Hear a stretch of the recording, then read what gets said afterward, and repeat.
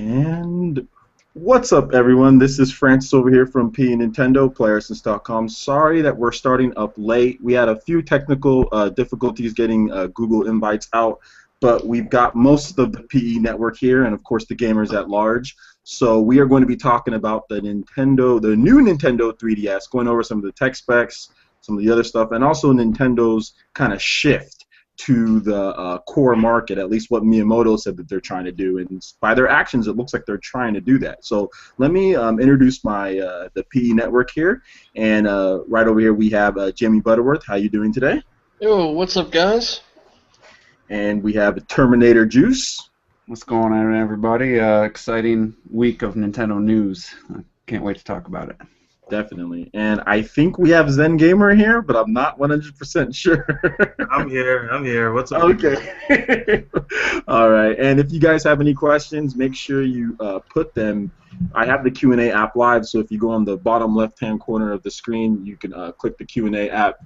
I'm definitely not going to be taking up all these guys' nights Friday. I know everybody has stuff, but I definitely want to talk about a few things before we get into the weekend's content, because you know there's going to be tons of content from the gamers at large and P Nintendo, so plenty of good stuff. So we're going to be talking about the new Nintendo 3DS that Nintendo announced today. You know, and I have a real funny story, or a little story that I want to talk about beforehand. You know, when I first heard about this Nintendo 3DS Direct, I was like, it's Japanese Direct. There's just going to be some games. It's going to be like the last one. It's not going to be a big deal. I'm not going to cover it. That's what I told myself. I'm not going to cover it. I'm just going to wake up in the morning, and do it. So, and then I don't know. I had a change of heart. I was just like, whatever. So I fell asleep early, woke up like 3 hours later. And then I went for a run, came back. I was like, I'll just stay up. Whatever. Why not? It's not going to be that big of a deal, but I'll stay up. Holy hell, I'm so glad I stayed up for that. It would have been a nightmare, because I seriously did like 40 articles today. It would have been a nightmare if I wasn't up for that and uploading all the information. So I'm glad I did. And let's go over the new Nintendo 3DS LL and the new Nintendo 3DS. So there's two models. You have a larger one, and you have like a regular standard one, but it still has bigger screens than the regular Nintendo 3DS that originally came out. So here's what the new Nintendo 3DS adds to the plate. It adds a better 3D viewing angles, so people can actually see it. Like when you move the system from side to side, it doesn't get all blurry. It adds a second, I would call it small analog nub, or right above and kind of to the left of the buttons. It has built-in NFC, so you don't have to get a dongle attachment. You can just tap your Amiibo on the bottom screen and it'll read it. It has colored buttons, like I guess like the Famicom originally, or something along that, Super Nintendo Famicom buttons. It has additional buttons on the top, I think like the ZL or ZR, so 4 shoulder buttons across the top of it. The battery lasts up to 7 hours. It's now compatible with micro SD cards. I think that's the only one it uses, and you actually have to remove like the back of it to put in the micro SD. So no external, to where like it's just on the outside. You can back up your save data and all of that via wireless to your PC. So now Nintendo's supporting PC backup, save data, stuff like that. So that's cool. Improved browser now works with HTML5. You can play full videos. So you'll have no problem browsing PlayerSense.com on there with it. You have improved CPU, and this is probably the biggest thing that's probably getting a lot of people upset. Some people upset, some people excited. It has an improved CPU, and it makes browsing Miiverse and the eShop download times much faster. And they showed off a video, and yeah, it downloads almost 50% faster, and Miiverse loads way quicker. That was a big problem with the Nintendo 3DS. Just everything was so slow. And they also have customizable stuff that you can switch on the top of like the covers in the back and like the bottom, so you can switch those out with like different Mario themed ones and stuff like that. And some of the other cool things that they announced, there is going to be an October update for the Nintendo 3DS that updates the home dash, that actually lets you customize your icons and stuff with premium themes from like Mario and Animal Crossing and Legend of Zelda. I think I saw a Link Between Worlds one, so that's actually really cool as well. So there's a lot of cool stuff with this new Nintendo 3DS. There's also a couple other things that I wanted to just point out with it. There is a rumor, this is not 100% confirmed, but a homebrew people who do homebrew on the Nintendo 3DS, they claim that the RAM has doubled in the Nintendo 3DS. So it's just not a CPU boost like Nintendo said it was. It's actually RAM has been doubled, and the VRAM has been almost doubled. So it's not just CPU. It's actually other stuff too to make the system perform better. So now that we've got all of that out of the way, I want to get Zen Gamer. I just want to get your thoughts. What are your initial thoughts on this new Nintendo 3DS? All right. Well, I'm of a mixed mind right now. But I'll cover the good stuff first. Well, it's a new 3DS, guys. Yay! It adds new buttons. It has the little circle pad nub right on there. So it adds certain things, even the ability to wirelessly transfer or connect to PC. So that's great. You got better 3D viewing and all these things you just mentioned. Great improvements. Good for you. If you have opposite side of things, though, we have an improvement I don't quite agree with. So yes, I'm in that camp with the actual technical specifications of the system in terms of performance being improved to the point where I believe it's confirmed now that there will be new 3DS LL or XL and new 3DS, the basic model, exclusive games that won't be able to run on previous hardware, starting with Xenoblade, I believe. Yeah, can I just interject real quick and I'll let you finish? There's going to be exclusive and non-exclusive games. So there's going to be games that take advantage of the system but can also be played on the regular 3DS, and there's going to be advantage that you have to just play it. So there's going to be a mix. A mix. All right, okay. I will say one thing, though. It's great that you're getting what might be, but I don't know, it's Nintendo, what might be the final 3DS version remodel. So if you have yet to buy in, now is definitely the time, I would say. If you have recently bought in, this is a little bit of a rub for you, and I understand. I can't really blame anyone for being even slightly upset about this. So there you go. From what you just said about there being a mix, that's good. I mean, some people are taking it way overboard, saying that they're going to drop the original 3DS. No. And if you have a problem with, the CPU and so forth being boosted on a technical side of things, and you want to prove, you want to put your point out there, you want to express your opinion, saying nonsense like that just isn't likely. Like, just dropping the 3DS support in favor of this new model, that's nonsense. And all you're doing is muddling your point, and really you're not doing yourself any favors. However, if you're reasonable about it, you just have genuine issues, problems with it, you're not going out there and drinking that haterade for no reason, then yeah, I can see where you're coming from. I can't blame you. I'm not going to tell you you're wrong for thinking the way you are right now. Furthermore, one thing I will say is, with their new 3DS bundles coming out, I believe there is red, and there was a rumor about a blue one, right? There's a. You mean Japan? For Just Smash, 3DS, right? For Smash, yeah, the 3DS bundle for Smash. Yeah. In Japan, yeah. There's a red one, the new 3DS LL Smash bundle. What's the one in the UK is going to be? The one in the UK is going to be the old XL or the current XL. Yeah, this system isn't coming out till 2015 in North America and Europe. All right. So North America and Europe, are they or are they not getting the Smash bundles with the old 3DS? It's been confirmed for Europe, but it hasn't been confirmed for North America. But I've got a pretty reliable tipster. There was a rumor that said that Smash Bros. Is getting a 3DS bundle, but he said, quote, it's going to be bluer.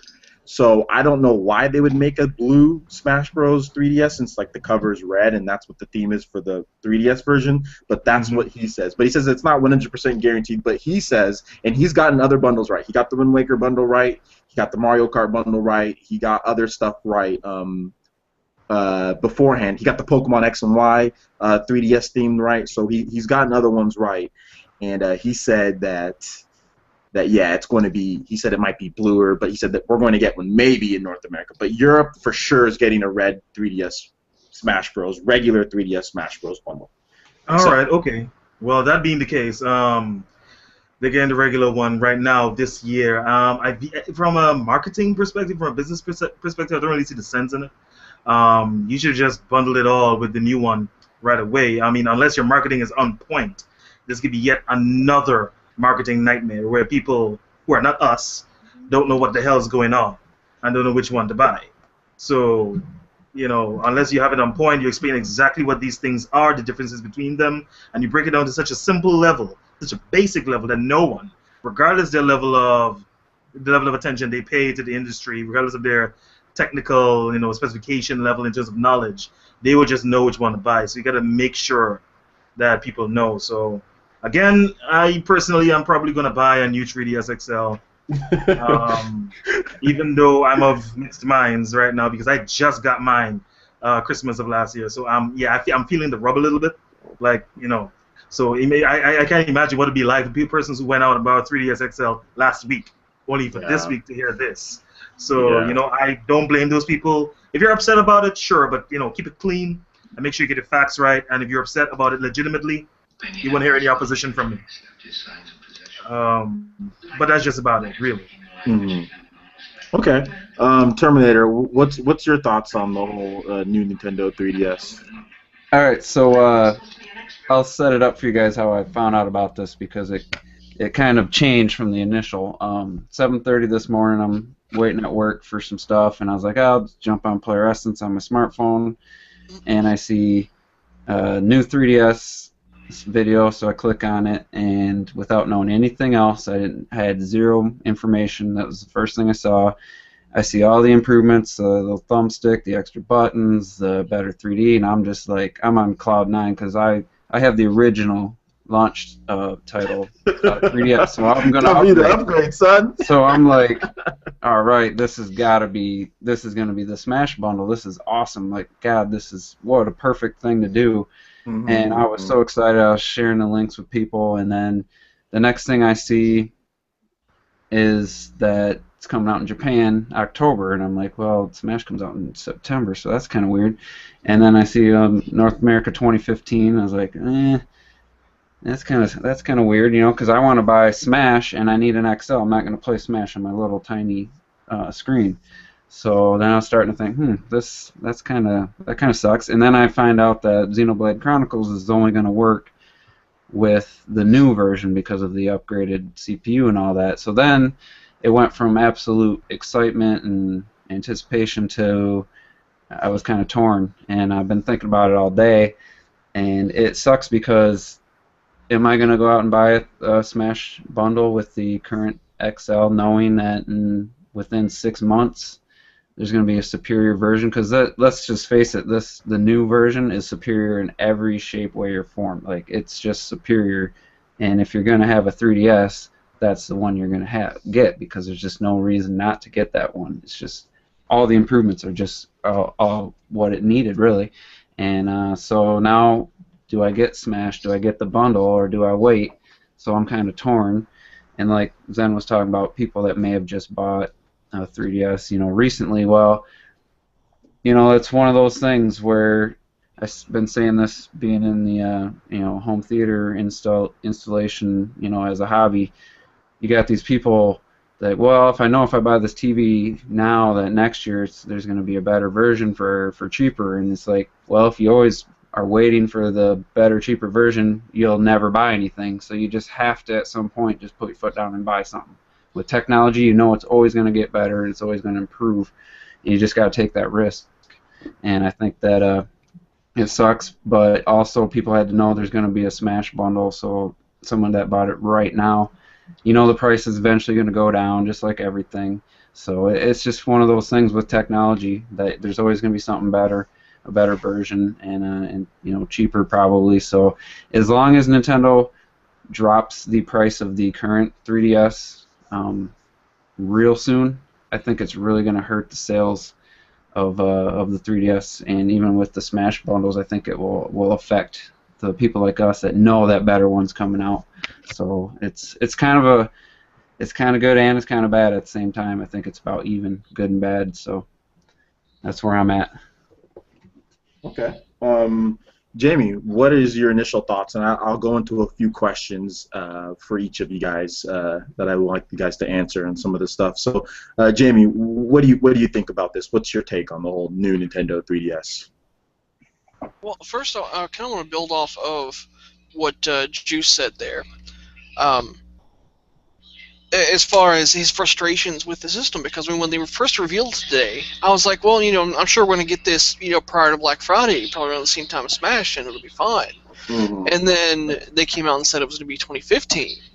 And that didn't make a lot of sense, especially since they have the Amiibo figures coming with Smash, and they're planning Smash bundles.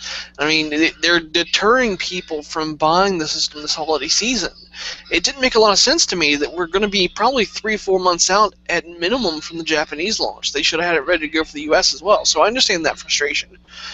On the other hand, as far as my thoughts on the system are concerned, I'll tell you, this is the first day, because, I've been getting more and more popular on YouTube and social media and everything else. This is the first day I've had where my phone has been buzzing and blinking at me all day long, nonstop. I've had so many people wanting to talk to me about everything dealing with the Direct today, from Shulk to games released to especially the 3DS. So I personally am really excited for it. I mean, I got my blue Pokemon 3DS about a year ago, when I accidentally smashed my other 3DS, but we're not going to talk about that because it was a sad day.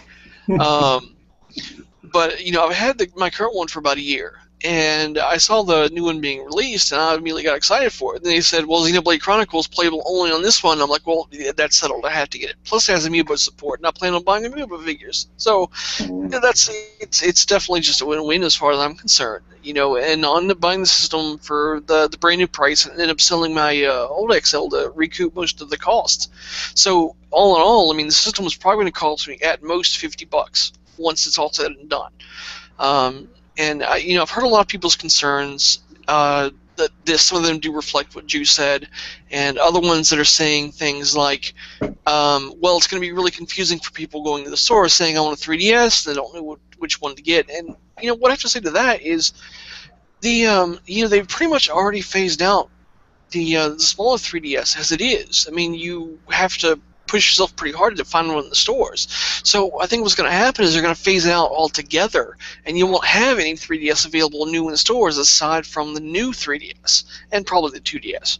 So I think that Nintendo is trying to alleviate a lot of the problems people are having, and I understand the frustration with people saying, well, these new games are coming out and they're going to be playable on my old 3DS, just the new one. It's like, well, you got to think back.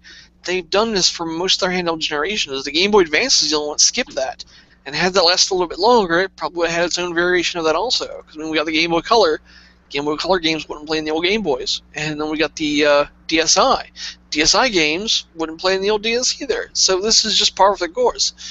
So I pretty much expected this at some point. I was just pleasantly surprised that we could now technically play Wii and GameCube ports on the go. That excites me. I want Mario Galaxy. That's what I want. Mm-hmm. Yeah, to be honest, I'm not of. I mean, that's a good point that you brought up. But as far as getting my own viewpoint on it, I'm ready for a new 3DS, man. Like, I'm ready for a new 3DS. I'm ready for new technology. The old 3DS is clunky. It is clunky just getting on Miiverse. Anybody tried to how long does it take you to get on Miiverse? Probably takes a while. It takes forever. It takes forever to post. It takes forever to load. It takes forever to do everything. It makes me not want to do it. It seriously makes me not want to get on Miiverse at all. And I like getting on Miiverse. I think it's cool. And then like the download speeds, like I was talking, like if you're downloading like a full software, I forgot what game I was downloading, but I remember I downloaded one game. It just took forever. Like it was a full retail game. I got a lot of full retail games. I think Fire Emblem or something like that. Yeah, Fire Emblem. And it just took way too long to download. And like this new one, it downloads super fast, and it's just much sleeker. I like what they're doing with the PC backup saves, and honestly, I mean, I have the original 3DS back in 2011.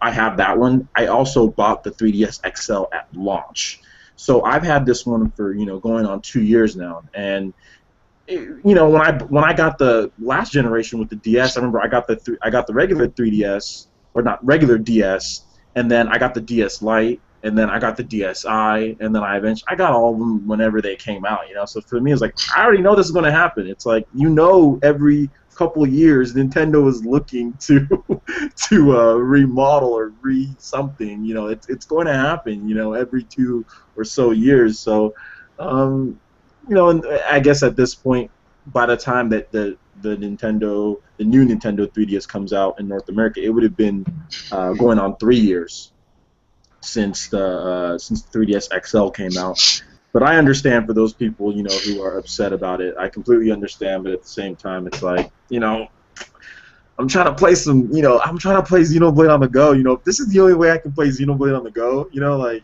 and this is the only way we can get like quality like ports of like, you know, like great Wii games, or like even like a collection, like Mario Galaxy Collection and stuff like that.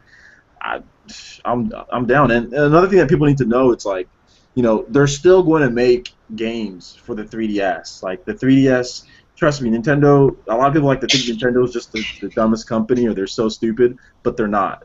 You know, they will make games for like the huge audience that is the 3DS. They're not going to just start making exclusive games and that's all we're going to get is exclusive games for the new Nintendo 3DS. They're not going to do that. They're going to make sure that they take care of that base. Just like, you know, when the 3DS came out, there were still DS games coming out. There was a Pokemon game, I think Black and White 2.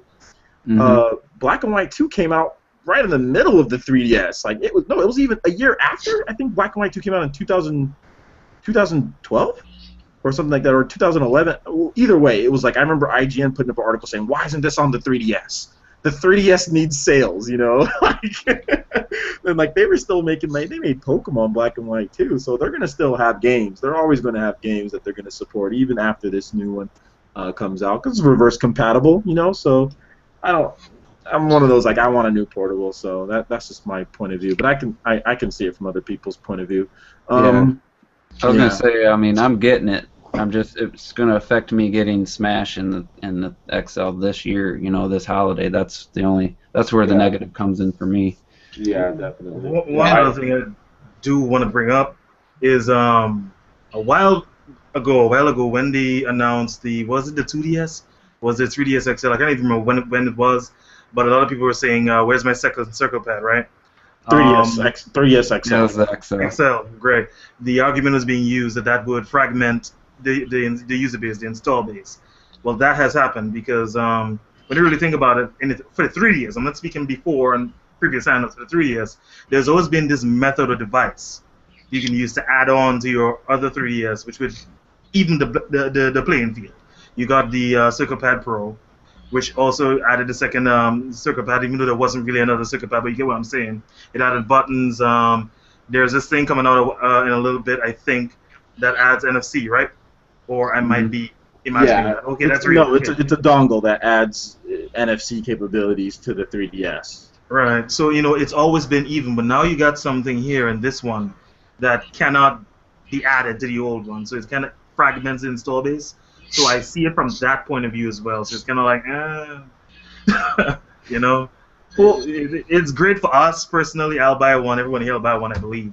I don't think anyone here is going to sit there and just not buy one. But and a lot of people I know on the interwebs.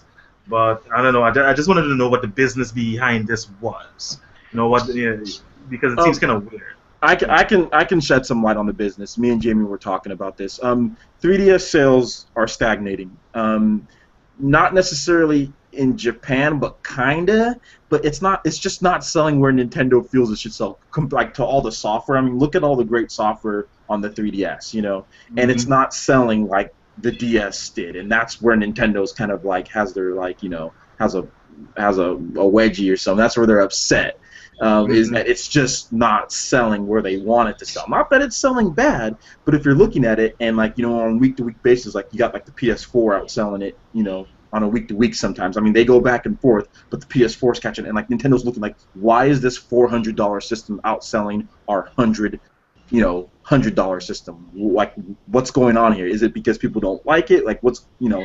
And they're looking at that, and they're looking at the sales, and they're like, this isn't enough. This isn't good enough. So they feel that they need a new revision to like, you know, to boost the longevity. And I also have another video coming, but I'm pretty freaking sure that Capcom also made them do this, or had part to do in this. That's Monster Hunter. Yeah, Monster Hunter. And if you notice, like right off the bat, Capcom has a new Nintendo 3DS. You know, it's like they have a new Nintendo 3DS. They have a themed one. Capcom has been pushing this whole, you know, Capcom pushed also the Circle Pad Pro add-on. That was something that Capcom also said, like, hey, Nintendo, you kind of need to do this too. And I'm pretty sure some third parties, I would probably just blame it on mainly on Capcom, where we're kind of pushing Nintendo to do this. Of course, we would never, ever find out something like that. Nintendo would never reveal that. But I partly blame Capcom for this, and to be specific, Monster Hunter, because Monster Hunter is pretty much what needs this, and like, you know, they made sure to show it off, like, hey, you can get this new Nintendo 3DS with this themed Monster Hunter and this bundle, and it's coming very soon, you know, and it just seemed like it was a little too. Do you think you know? the new one will be able to, with an update, be able to boost the performance of Monster Hunter 4 on the 3DS, like the 3DS? With this new version, because they say. I don't know. I don't know. I don't know if you can do that through a software update or not. I would have to talk to my technical guy that I have, Ricard Giuliani. He would know, but he's always working. But anyway, yeah, I wouldn't know about that. But one last point, one final point. I just hope, at least for the less financially blessed among us, that they do some sort of trade up or trade in program. You can get your hands on one of these for just a bite less. GameStop should. GameStop should do something. They had trade-in programs for the 3DS XL. GameStop should make sure to do that, and I think Best Buy they'll do something. But yeah, maybe if Nintendo had their own too, that would also be good. And just to remind people, there is a Q&A app. So if you want to ask a question, look in the bottom left-hand corner of the screen. You can ask a question there, and we'll answer it. We only got a few. I do want to ask Jamie a question as far as this new Nintendo 3DS goes. Jamie, do you feel that with I want to get your take, because I said my take on sales. I know we were talking a little bit. Can you kind of explain your take on sales, what you think Nintendo is thinking from this standpoint? Well, what I think Nintendo is thinking is that, you know, with the current 3DS models and with the current games they've got out, like, they've kind of reached a wall, 3DS, a limit, if you will, a plateau. What they've done is they've kind of, you know, maxed out the power of the current system as much as they could, at least from what I've seen, because, you know, Smash on 3DS looks phenomenal. They've done some technical wizardry with that, and the system, even though it's still selling well, is not selling it to expectations. I mean, they've stated that again and again and again, that it's just not reaching where it needs to reach. And doing a revision that allows for expanded control with the extra analog nub, the extra shoulder buttons, and, you know, almost doubling the power of the system is it can only help spur sales on. So I think what they're thinking is they've kind of hit a wall. Even if they're still eking out plenty of sales and making a profit on the system, it's not enough. And they've expressed this time and again. And we're still some time off from a new portable handle altogether. So Nintendo's kind of doing what they do, and waiting out the market to see where they need to go next with it. But right now, they're just trying to improve their current system to the best they can reach, I guess. Yeah. And did you notice, I mean, I don't know if you guys have played Pokemon X and Y, but that game, like, on Horde, like, if you fight a Horde, it, like, frame rate, like, dips. Like, and the game doesn't do 3D all the time. It just doesn't have the power to do 3D all the time. Obviously, the Pokemon company is probably looking at this thing like Nintendo. I think they also might have had a part in this, too. It's like, come on, we're going to make another Pokemon game. We've maxed this thing out already in our first Pokemon game. We've already maxed this thing. It's chugging, and I know that they didn't rush that game. You know, sometimes, like, if you get like a rushed port, you might have frame rate problems, but I know they didn't rush that game. That game's been in development for years and years and years. So the fact that it can't display 6 characters on screen, you know, like, that's not cool. It can't display 6 characters without. I mean, and I know the graphics in Pokemon X and Y are actually quite good. You know, the in-game graphics are, like, when you're in battles, are quite good. But, you know, I'm thinking that they might announce, like, a Pokemon game that, like, another Pokemon game that it's optional. You can play it on either one, but if you have the if you have the 3DS, the new Nintendo 3DS, you're not going to get that chugging, and you're going to be able to play the game in 3D at all times.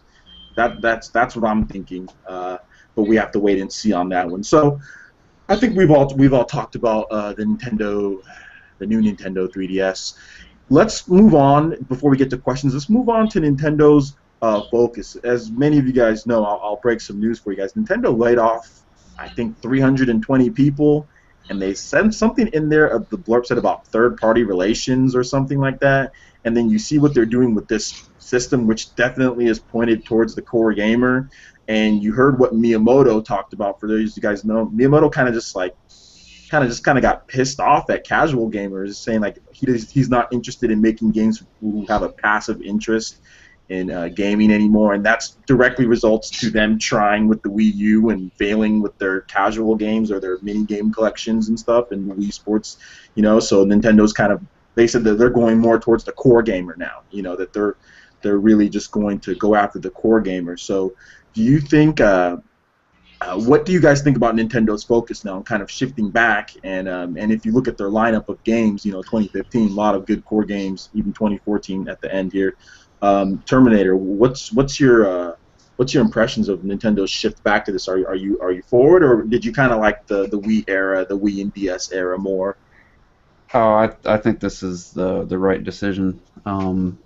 You could see it even last year with their holiday lineup with Pikmin 3, 3D World. I mean, 3D World was a little bit more casual, not casual friendly, but it was, on the outside it looked a little bit more appealing to the 2D Mario people, that like those games always sold well. But just ever since then, the way they've changed their Nintendo Directs have just they just seem more focused on, they know what they want to do now, and they want to deliver really quality games to core gamers like us. They're not trying to appeal with Wii Sports or Wii Music and Wii Fit. Even though they released Wii Fit U, it came out a year later and it just kind of didn't make a splash at all. So I think that it's just a good thing. You look at their E3, even though you get some people saying like Splatoon's like a kiddie version of a shooter, it's definitely you could see their focus has changed, and I'm all for it. And like the Wii era, there were some great games on the Wii, like the Galaxies, Skyward Sword, Twilight Princess. There were some great games, but there was only a handful. Like Xenoblade, that wasn't technically first party, but we had to fight and claw to get that game. But now we're getting Xenoblade Chronicles X. Bam, like there's no Operation Rainfall for that game. It's like the best games. It's like 5 or 6 of them on the whole Wii generation, and the rest was just, I don't know, for non-gamers really. I mean, people like my grandma who constantly ask me to play Wii bowling, still to this day, and it's just, I think they realized that worked for that generation, but now with HD and the new gamers and what we expect or what people expect, I think that they've made the right call. I think everything since probably the Smash Direct has been, there's this new change and this new direction for Nintendo, and I like it. Yeah, you can also tell that they're like getting pretty aggressive with DLC. Mm-hmm. Yeah, the DLC that was just like, like middle finger to third parties. I mean, not really, but in a way, it felt like this is how it should be done. This is them saying, okay, we're going to set the example. We're not following anybody. We're going to show everyone else how it should be done. That's kind of how I feel. Yeah, and I agree with that. But even you could kind of see traces of it back when Fire Emblem came out. Fire Emblem has some really kind of like third-party-ish DLC, like really, like it's like I'm paying $6 for that, like that's not worth $6. Like if you compare Fire Emblem's DLC to Mario Kart's, it's not even close. Mario Kart smokes it in price and all that, but like Fire Emblem, like they make up for it because like, oh well, you get a bunch of free DLC. There's like tons of free DLC. You can fight every single fighter in the history of Fire Emblem, in that game, like free. Like you just download it, bam, you can fight them. So it's like it's not as bad just because the game gives you so much content without even buying DLC. But they got aggressive with that DLC, and one of the reasons why, and that DLC did really well for them. That nickel, I'm just gonna say it's nickel and dime fan service. That Fire Emblem DLC. There's some good stuff in there, but a lot of it's like, oh well, there's this level where there's a bunch of money. You know, like you can just get a bunch of money there. Like you have to pay like I think it's $3 or something, and you get a level like where you can just get a bunch of money. It's like stuff like that. It's like, well, you don't see Nintendo do that, but they don't care. Like intelligent systems, like we're trying to make some money here. So I mean, whatever. But yeah, I mean, I see what you're saying. Zen, what about you? What do you think about this new focus of Nintendo as far as going back to the core gamer? And is this something that you feel is a good idea, or are you more of a did you feel different on the Wii era than Terminator? First off, the Wii era, I respected what they tried to do. They tried to expand the gaming, try to bring new guys in, guys who hadn't gamed in a while, or those who had not gamed at all. Tried to expand it. They probably saw the gaming market, as in the core market, shrinking, so they tried to bring new life to it. So it doesn't matter how that turned out. I respected what they tried to do there, or what they did, or what they succeeded in doing.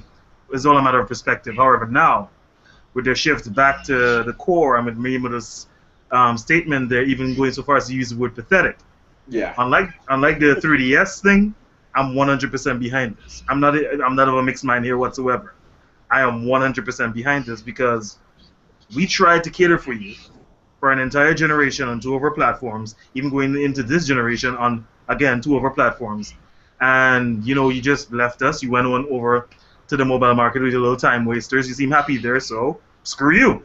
We're going to go ahead and, make games for those who made us who we are, the core gamers.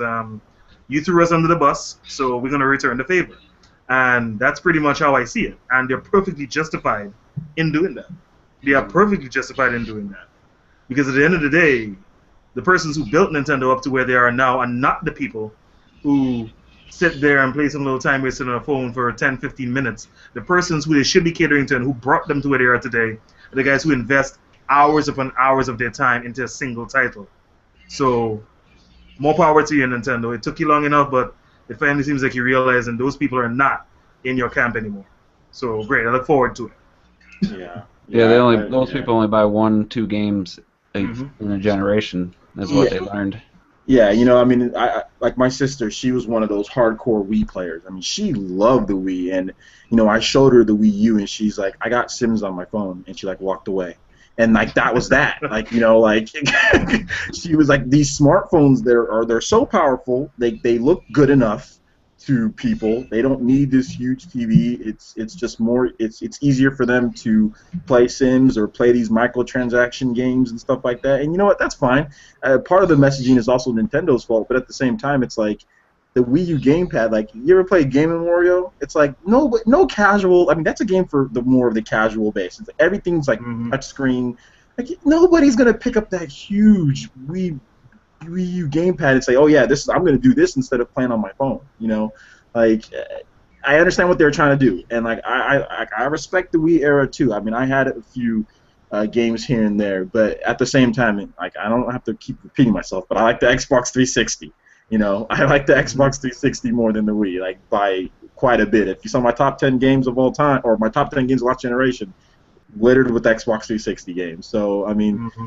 That's just my personal thing. Because it's there was more gamers games. There was more RPGs. There was more stuff. And the fact that we had to fight and claw to get super late to get Xenoblade and Last Story. Those all came out at the very end of the Wii's life. I just thought it was whack. It was and Nintendo was so smug about the whole situation. You know what I'm saying? They were just so we don't need to. They didn't need to do anything. They're dude, what game promotions did we get? What did we get? Mario Kart 8. Did we get anything like that? I definitely agree. The Wii era, the success was so wild, so unprecedented, that they got complacent, they got arrogant, they got lazy, frankly. So we got nothing in the Wii. We got no DLC. We got no extra content. We got no ad. If a game didn't if the game could have had extra content, added nothing. There was nothing. Release the game, make what they want to make. People say, can we get more? No. We'll make another game when we feel like it. They're not. There was just so many times they just kind of just said whatever, we don't care. So And honestly, that attitude kind of bled into the Wii U 3DS generation as well. It It's totally. only maybe I want to say within the last 8 to 12 months, they just completely flipped the script. They're like, okay, guys, we're done with that. Let's just turn it up a notch and just give the core gamers what they need. You know, Yeah. let's keep the guys we got and stop trying to get the guys we don't. So, and yeah, I see it totally working. It took them long enough, and I'm 100% behind them with this initiative. Yeah. So Jamie, obviously Nintendo is desperate as far as with the Wii U goes. I don't think they're desperate like as much as the media. The media makes them out to be like Nintendo's going to die tomorrow, and obviously that's not going to happen. But they are desperate to prove to the core fans that hey, the Wii U is a system that you can play and buy. I want to get Jamie. I want to get your take on can the Wii U, as far as its shift to core, can it still hold up without the third-party support, because that's the big topic now, the third-party. But Nintendo has 14 games slated for 2015, and there's that we know of, and games that we don't know probably are going to come out then too. With the end fall lineup and with next year's lineup, do you feel that Nintendo can still at least be second place and maybe be right under the PS4? Or do you feel that it can overtake it, or what's your take on the third-party and Nintendo's shift?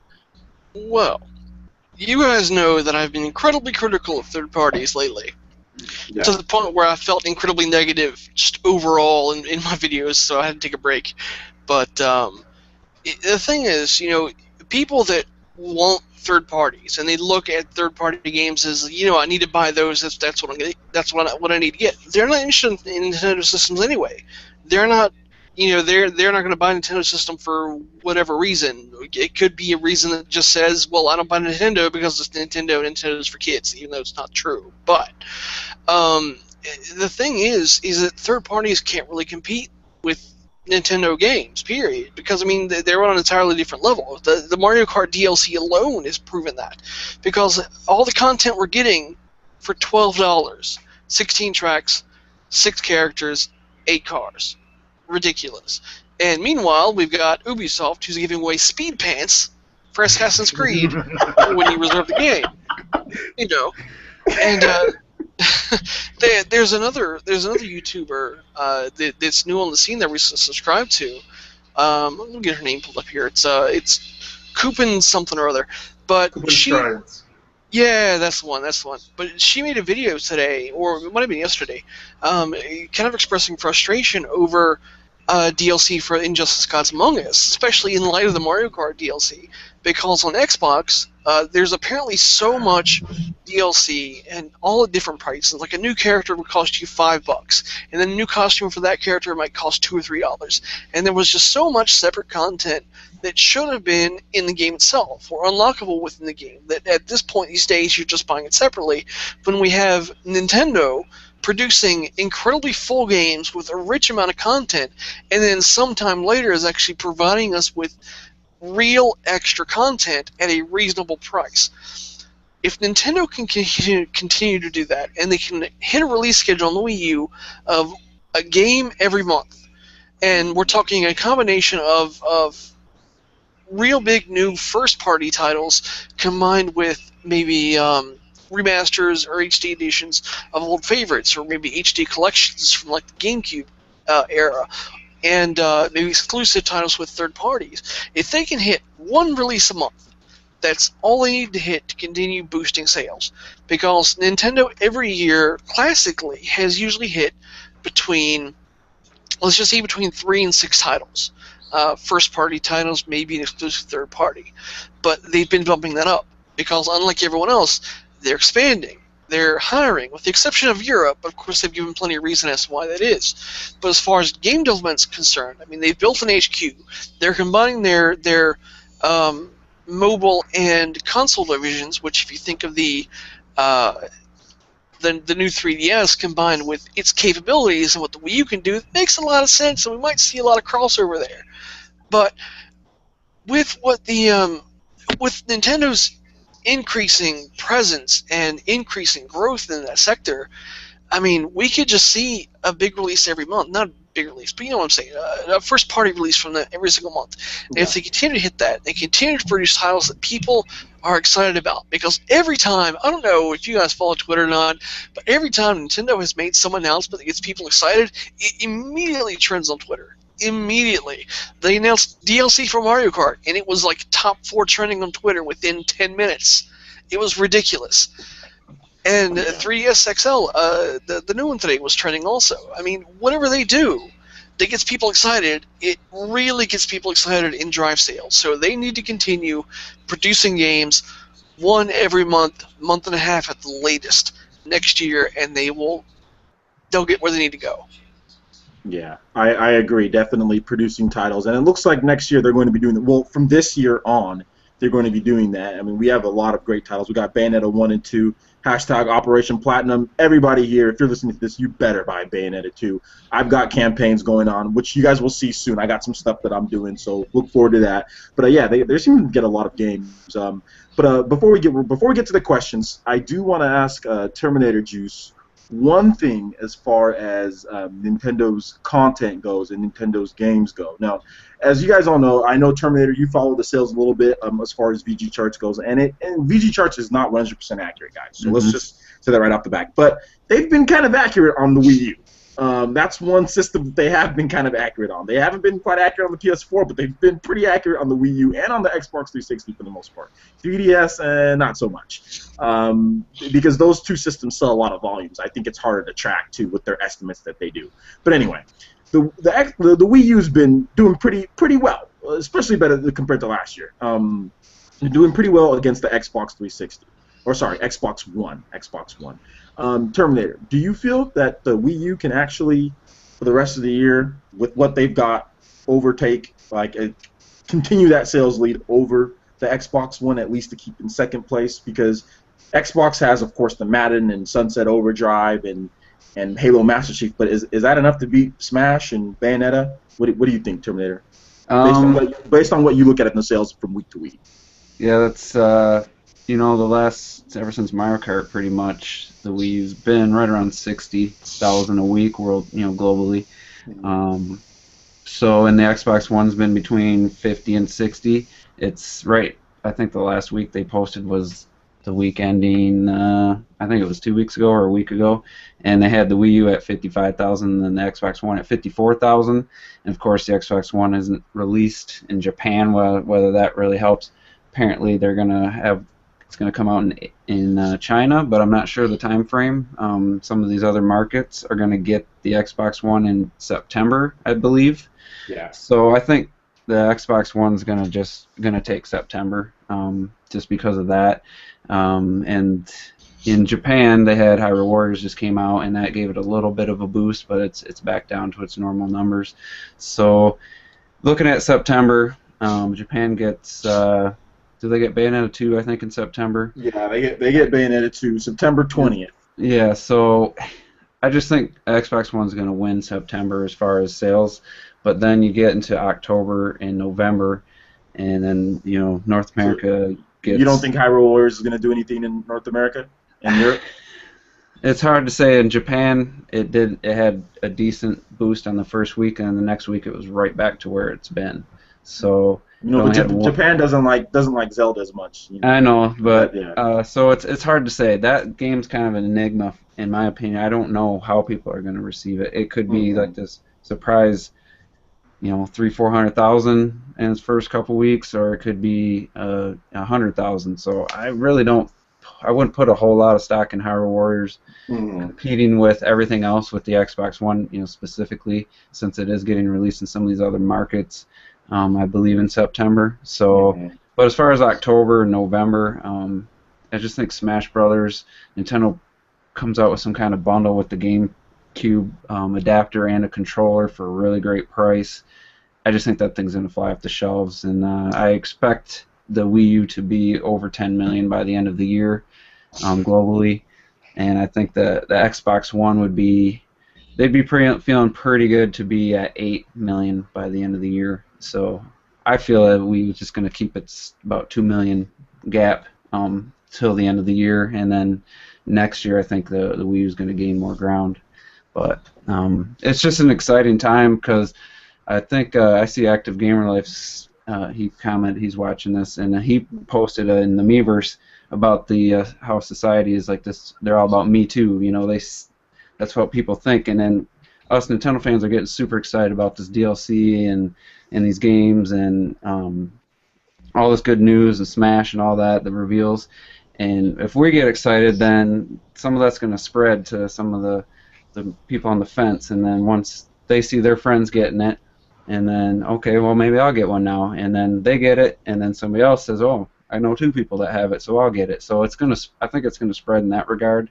So I personally think it's just going to continue to do better than the Xbox One, and even into 2015. Okay. That's my feelings. Definitely. Yeah, I can see where you're coming from on that. I always keep on saying before we get to questions, but I do want to ask Zen Gamer one more thing. Zen, you heard about the new bundles, right, for the Wii U? I think so. Refresh my memory. So we have a Super Mario 3D World Deluxe set. Yes, yeah, I heard. And the Mario Kart 8 Deluxe set. Thoughts? Right. Your brief thoughts on that? Good. Good. What more can I say? Both of them come with Nintendo Land, I believe, if I remember correctly. Yes, Nintendo Land Deluxe, both the games, Super Mario 3D World, Mario Kart 8, in separate bundles, both black Wii U's for $2.99. And they're physical copies, both games. Physical copies, both games. Well, that's very good. That is excellent, and I believe it should boost sales a bit. But, yeah, there is a but in this sentence. Smash Bros. Bundle that. Bundle that. We have to get a Smash Bros. Bundle. Yeah. We have to. Like, I think it's coming. It's just, I guess maybe they didn't want to announce it at this point. I don't know what NOA is doing, what they're waiting for. These hit in September, right? They said early September, these bundles. Are they? You know what? I don't know if they gave a date. I believe I saw they were planned for early September, and I just have a theory related to this, is maybe they're trying to just push out the rest of their deluxe ones that they have, and maybe the Smash bundle will be maybe a revision to the hardware. I don't know. It's just an idea. The fact that they're doing 2 separate bundles with Nintendo Land, it's almost like they're trying to clear out some inventory. They're like begging people to take Nintendo Land. It's like, please take Nintendo Land.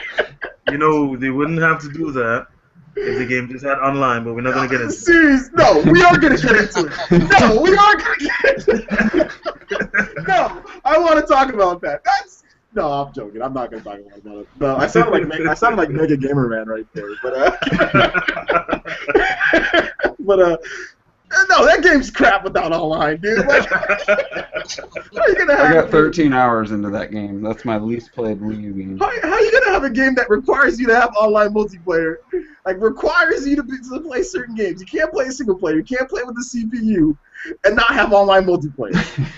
Get out of here, dude. That Zelda's impossible by yourself, I think. The Zelda one is like almost impossible. It is. Like, how is that game not gonna have online multiplayer? Like, I can understand, like, Game & Wario, okay. You know what I'm saying? Like, Wii Party U, okay. I can even understand Mario Party, even though I'd want online in Mario Party. But Nintendo Land? But Mario Party you can play by yourself. You can play with CPUs. Game & Wario, all those games you can play with CPUs, every single game for the most part. This game, Nintendo Land, there's such a small amount of games compared to Wario and all the other. Those ones have way more mini games, you know? Nintendo Land has a few. Like, I think that's it. You hit it on the head. I mean, if there's no online, why not CPUs? That was a very strange decision. I mean, some CPU-controlled Mii's, that would have solved everything. It would not have been ideal, but it certainly would have been better than what we have right now. That's part of Nintendo's ignorance, dude. I'm telling you, that's like how how you said it bled over to the Wii U? Mm-hmm. Guarantee you, if this game was coming out later, at this point, there's no way that game doesn't come out with online. Like, you would have to, like, at this point. But whatever, I'm not gonna. That really made me mad. Like, when I remember, like, I wasn't really, my website wasn't really taking off at the time that the Wii U came out. I was just starting, so nobody knew me. But man, I had a super crazy rant video, but then I deleted it. I had, like, where I was just going ballistic. I was like, I can't play this. Like, my brother doesn't live here. He lives in Sacramento. Like, I can't play this game. I fully agree, man. But just before we move on, again, to the questions, we keep saying that. But the bundles, if you're not playing anything anyway, or Nintendo in general, black Wii U 32 gigabytes. Smash Bros. Physical in there with a gamepad, of course. Put in a Pro controller, if not that, even better. Put in a GameCube controller and the adapter. Boom. Sells like hotcakes. How much? Because there are a lot of people. $299. Don't raise the price. Keep it the same price. Man, that'd be super value bundle. Yeah, keep it the same price. There are a lot of people who are going to buy a Wii U for Smash Brothers. As in, they don't have one, and this is their get-in game. What better way to get in with this amazing deal? I just can't see anything wrong with it. So Nintendo, I just hope that these two bundles, as good as they are, and I think they will help, but you got this hot game coming. Utilize its potential. That's all I'm saying. Part of me thinks that the bundle's not going to come because of these other bundles. It's like that's like SKU overload unless they're ditching that Skylanders and they're ditching some of the other bundles that they have. I mean, they'd have to get rid of something. But let's go ahead. We're going to get into questions here so we can get you guys out of here on a reasonable time. So Active Gamer Life, he's here, and I'm telling you, Active Gamer Life, start making videos. I know you got a family, but make some videos, dude. Seriously, it's time for your return. I agree with that. We miss you, man.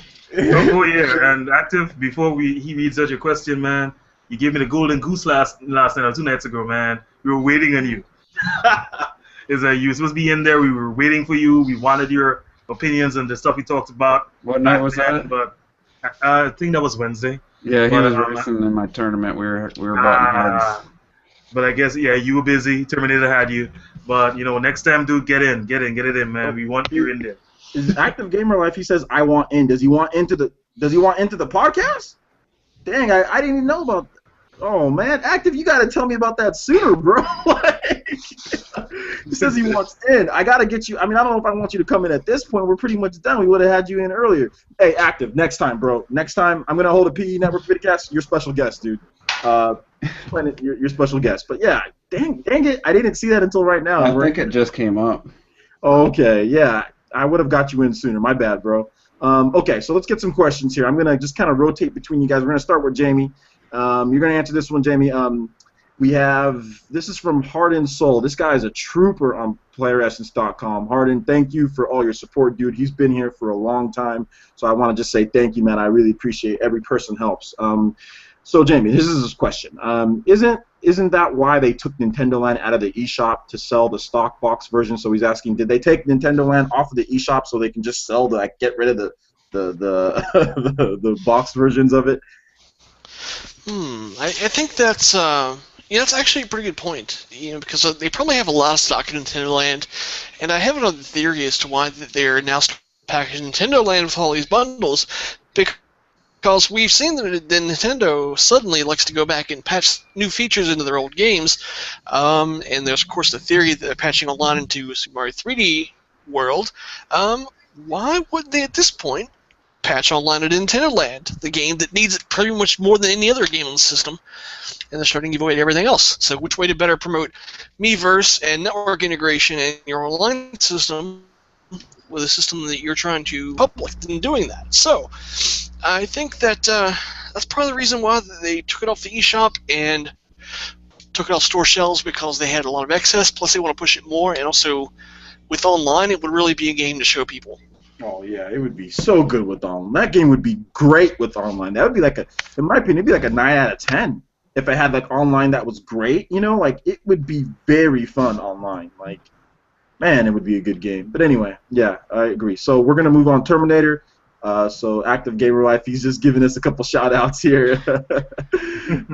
So yeah, sorry about that one, Active. We'll get you on the next one, bro. Promise it. Next PU Network vidcast, which will be gotta be pretty close for our next vidcast, doesn't it? Yeah. It's going to be sometime. I always like to let you guys know like a week in advance. So it will be. I'll let you guys know sometime, but it'll be in advance. Let's see here. Okay, we got another one from. Let's see here the Magnum 924. He's another big fan of Player Essence. Thanks again, guys. Thank you again, Magnum. I really appreciate all the support. So, Terminator, this one's for you. Do you think Nintendo's recent bombing is in direct response to what Ubisoft and other third parties said, or is it just a coincidence? That's an interesting question, and funny enough, I posed that same question to Active Gamer Life on the Miiverse. When the DLC was announced for Mario Kart 8, and he didn't think so, And I don't think the Mario Kart 8 stuff was, because I think that was coming with the DLC, so they had to announce that, because it happened the day before, basically a few hours before that update went live in the DLC. So they knew there's no way they threw all that together within a couple weeks or a week or something, of all this third-party BS. So, but I don't know. I think I asked if it was related to the Smash leak, because it kind of just killed off all that negativity and all that talk, and everybody just was talking about Mario Kart 8 DLC, and now they're talking about the 3DS. So it might have been partly a coincidence. I'm not, it does seem like the timing just seemed perfect to just squash any negativity or anything people were saying, and that's all been positive pretty much from this, the DLC announcement, and now the direct with the Shulk reveal and everything seems to be perfect timing. So I don't know if they planned it or not. I'm gonna say that this was their schedule. I don't think they bumped it up or did anything different because of third parties. Okay. Well, yeah, I would have to agree somewhat. I think that there's definitely something in there though. Nintendo's they want to prove these punks wrong though. I think that they're prideful, even though that they're humble, but they're prideful. Nobody likes to hear, like, when you got, when you're Nintendo, you did so well last generation. Nobody wants to see what third parties are doing to them. You know what I'm saying? Especially when they don't give their best foot. Like if you're a football coach and you know that your players aren't playing their hardest, you know what I'm saying? You'd be upset, and that's kind of what's going on with third parties. They bring their players on the field, but are they playing their hardest? Are they working as hard as they can? No, they're not. I mean, these games. I mean, Assassin's Creed. It's worse than the Xbox 360 PS3 version. Plain and simple. Ubisoft doesn't want to say it, but it's worse. Like it's worse. These games, Call of Duty, they have some cool features, but they run worse. They're Xbox 360 ports. They don't want to make nothing for the Wii U ground up. They don't feel it's going to make any money. But you don't put any effort, you ain't going to make any money. But that's just what I feel. But yeah, I think Nintendo definitely wants to show them a little bit. But you're right. I don't think there's any real direct correlation or anything like that. So. Maybe some of the stuff that Per's been saying for the last year, but I don't think anything that's with all the Ubisoft and all the recent stuff. There just wasn't time for all this to happen. I don't think. Okay. They didn't have enough time to react this quickly to the most recent stuff. Mm-hmm. Okay, Zen Gamer, this one's for you. This is from Atomic Toaster. Yo, this guy is funny. You think they'll do some sort of Wii U redesign with improved features? Less bulky gamepad, more memory, perhaps more power for CPU would be crazy. I don't know if they should do that, but Zen, go ahead and answer that question. It is uncanny as hell. Given how I feel about the 3DS, that this question would be mine. Yeah.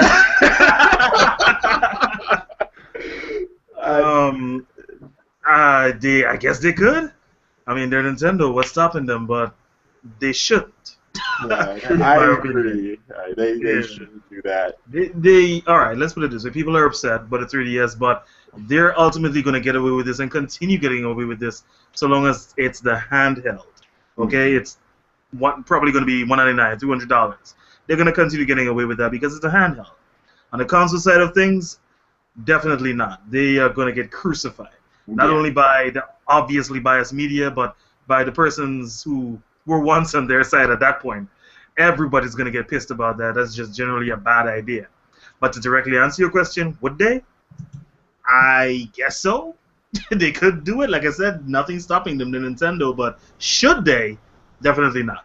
What about improved features like built-in GameCube ports or Ethernet port or something that's not going to really change it so you can't play certain games that, they're not going to segregate it that way? On that front, yes. Slimmer form. I don't know how you could get slimmer than that, but really, I mean, come on. Things already paper thin. When you really think about it. It made the Wii smaller. Well, they did. They did. But they took out about that stuff. Yeah, I forgot about that. They did. Maybe towards the end of the Wii U's lifespan, we'll probably see a stripped-down Wii U, similar to the way we saw a stripped-down Wii, the Wii Mini. Yeah, I suppose they could, but anything that actually changes the technical specifications in terms of performance of the system, no.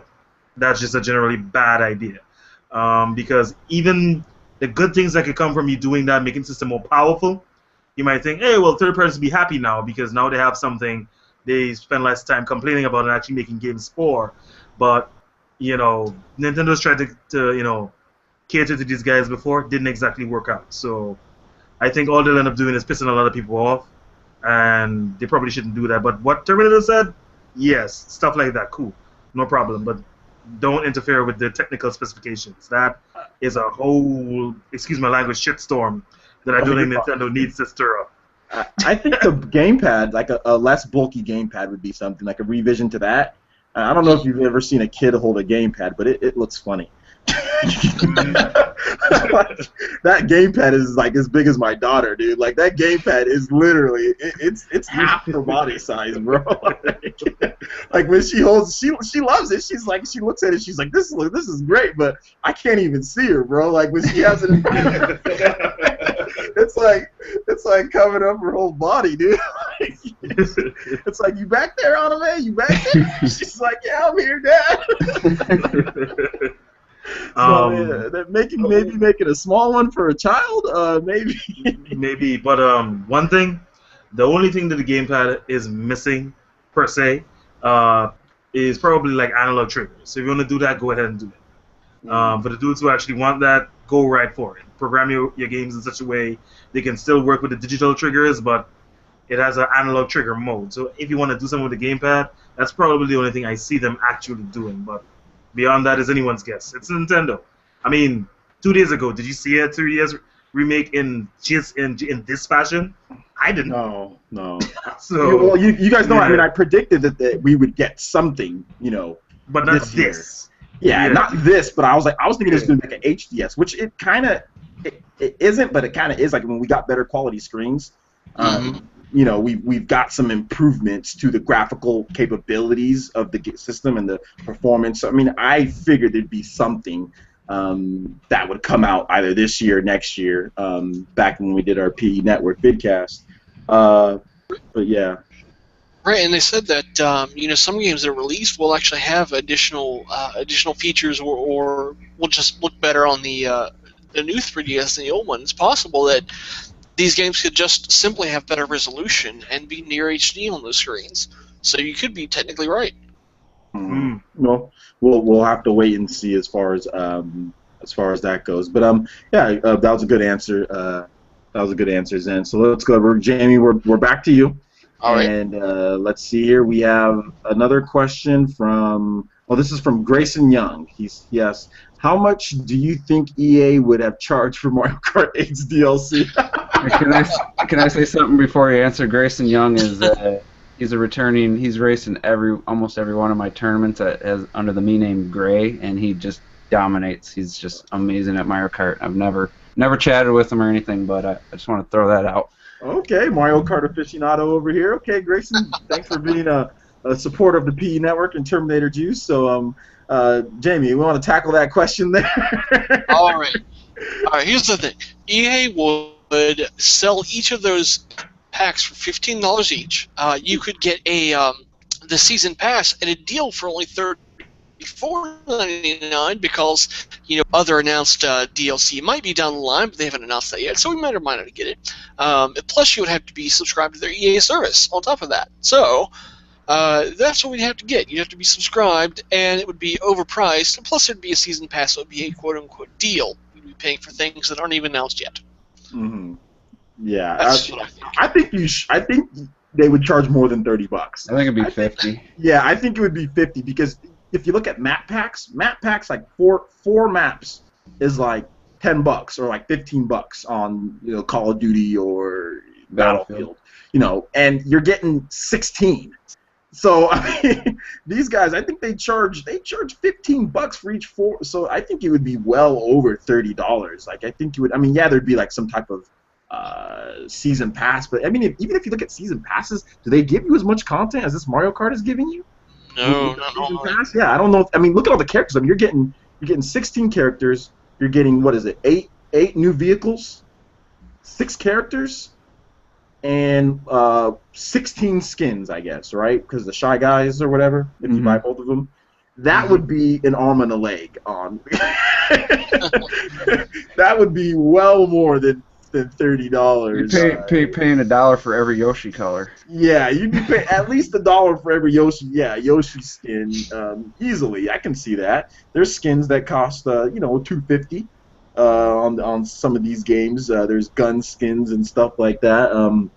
I think Call of Duty does do a good. Call of Duty does do a good job of giving you a ton of content, though. I will say that about Call of Duty. They usually give you a lot of stuff, but man, it's so tempting to get some of the other things. But if you like that style of game, but yeah, you're definitely right, Jamie. It would definitely be in the $30. It would be double, easily double, more than double of what Nintendo's charging. All right, so Terminator, we are back to you, and I'm okay. Here we go.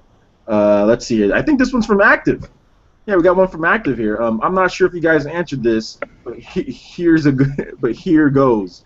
Why do you think the new 3DS XL exists? Terminator. Why do you think it exists? All right, because I seen he came in after we talked about that. Yeah, but you can talk about it more.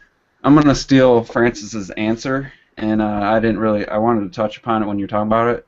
The 3DS sales have they're not like terrible, but the 3DS has been at like 40 million for like a year. Like it's not increasing like the DS. The DS was doing over 10 million a year, and the 3DS is not even close to that right now. It's really leveled way off. And like you said, they need to the developers have maxing out the 3DS pretty much already, and it's 4 years. We're 3.5 years in, so I think it's definitely going to increase the life of the 3DS and get them closer to. I'm thinking they're going to try to line up the next handheld and the next console to be really close. If that, what would they call that? Fusion. The what? Fusion system. Fusion, yeah. If that's true, I think they want to try to get as much life out of the 3DS. And really, it had a slow start, and then it was just going crazy there for almost a year and a half, and now it's really tapered off. And I think they're worried that the lifetime sales could really be 50 to 60 million on the 3DS if they didn't do something. So I think that's it. And like Francis said, also with Capcom pressuring them, Monster Hunter 4 looks pretty impressive on the 3DS, the regular one right now. But just think if they got twice the RAM, if that's true, and some extra CPU power, increase that frame rate. Because Nintendo really loves to have 60 frames per second games, and 3DS can't always do it. Even Smash, like it's 60, but some of the bigger character animations on the background stuff runs at 30. So the assist trophies, some of the assist trophies runs at 30. So I think they definitely it's been tapped out, and they need to breathe new life into it. And I'm just to say, like I felt like I came across a little too negative when I was talking about it earlier. Like I said, that thing is an improvement in every way, and I'm excited to have it. It just, if it would have been out for that Smash bundle for 3DS in October, that would have just, I think that would have alleviated any issues people had. That would just been, that thing would have sold awesome. I mean, it still might sell. The regular one still might sell with Smash bundle this year, holiday, but a new version like that with Smash, that just would have been amazing. It would have been crazy. It definitely would have been crazy. And another reason why I think that the Japanese developers are pushing their hand, because it's just coming out in Japan this year. They're not ready. They're not ready for a global launch. The Japanese developers are pushing them. I know Square Enix is like, you want another Bravely Default? Make this thing stronger, because Bravely Default also lagged. When there was 4 to 5 characters when you're fighting certain boss battles, I think it was like the Aqua boss, I forgot what his name was. But when you fight him, and like he's doing his attack, like it will chug in the frame rate for a turn-based RPG, like So these developers, I think these developers, that's where Nintendo does have pull in Japan with the Nintendo 3DS. They do have pull. They've seen what the Vita is, and they know like, hey, Vita, it does okay in Japan hardware sales, but software sales are trash in Japan for that system. Like the games come out, they sell a little bit, but then they're done. Like. So I think they did it to just secure their domination in Japan too. Like that just seals the fate of they're just going to dominate Japan for the next. I also think there's going to be another Monster Hunter, like the next big Monster Hunter game, exclusive to the Nintendo new Nintendo 3DS. I think Capcom wants that. They wanted to get that out there, and they're working on an exclusive game to where you need that system to play it, or it takes heavy advantage of that system. I also think that's happening. So I think to answer his question, I think we both think that the sales and also Japanese developers are kind of pushing Nintendo like, hey, like sales are stagnating. We need this thing to go, So yeah, Japan's ready for it. They've sold 16 million, and they didn't even. And check this out. Here's the thing though. We've sold less in North America, and we've got the 2DS for $100. Japan doesn't have the 2DS for $100, and they've sold 16 million. That's insane. That's just an insane number. So Japan's ready, I guess. So it is what it is. So we're gonna go ahead and we're gonna move on to Zen. Got another question here. Man, there's a lot of questions. Thoughts on Mario almost being in Splatoon? Would you have preferred using Flood with Sunshine mechanics and Ink with Squid mechanics, Zen? I'm probably gonna get some heat for this, but no. Mario does not need to be in any more games that he's not related to. I think everyone agrees with that. Everybody's gonna agree. Like, we need new IP, so shut people up. Yeah, right. And that's exactly what Splatoon is. Mario needs to be relegated to some small corner somewhere as an Easter egg or something, but no starring role, no sir. He has enough games. His face is goddamn everywhere, and people are beginning to get tired of him. I'm not saying I am, but that's just the reality of it. So to put him on new IP, people are getting tired. Super Mario 3 World sales kind of say that a little bit. Mm-hmm. So to put him on a new IP as a starring character, no sir. I will say one thing: he is probably the most versatile, adjustable character in all of gaming history. The man can do anything. He can fit in any game.